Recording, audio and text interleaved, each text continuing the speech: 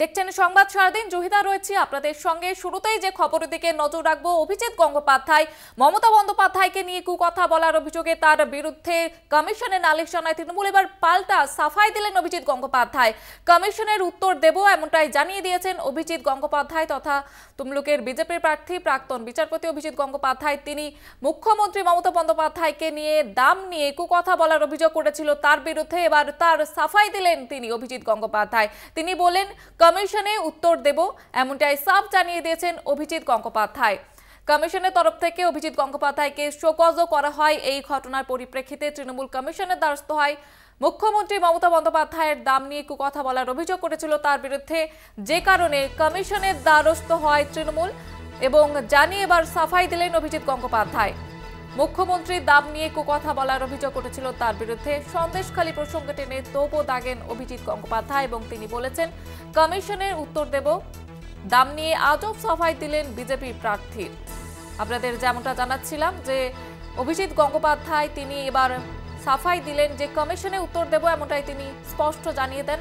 ঠিক কি বলেছেন তিনি এই প্রসঙ্গে শোনাবো আপনাদের।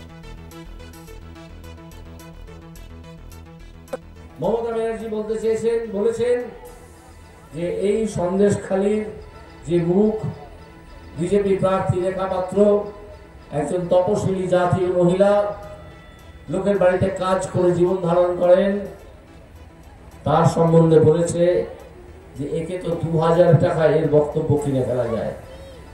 এই নাকি প্রথমে যা বলেছিল সেটা 2000 টাকা পেয়ে বলেছিল, এটা তার সত্যি কথা নয়। তখন আমি প্রশ্ন তুললাম 6-7 দিন আগে, তাহলে মমতা ব্যানার্জি তোমার রেট কত? তোমার রেট কত? তুমি তো 8 লক্ষ টাকা 10 লক্ষ টাকায় চাকরি বিক্রি করে দিয়েছ, তাহলে তুমি তোমার রেটটা জানাও। এই রেট আমি জানতে চেয়েছি চাকরি বিক্রির পরিপ্রেক্ষিতে, তাদের গায়ে লেগে গেছে। কারণ হিসেবে আমি বলেছিলাম যে তুমি তোমার রেট 8 লক্ষ টাকা কেন না, তুমি কেয়া শেঠ নামে একজন মেকআপ আর্টিস্ট আছেন, খুব বিখ্যাত কলকাতা শহরে, দেখবেন খবরে কাগজে বিজ্ঞাপন দেয় যে কেয়া শেঠের কাছে মুখে রং মেখে পাউডার মেখে পুলিশ মেখে সবাই বক্তৃতা দিতে আসো।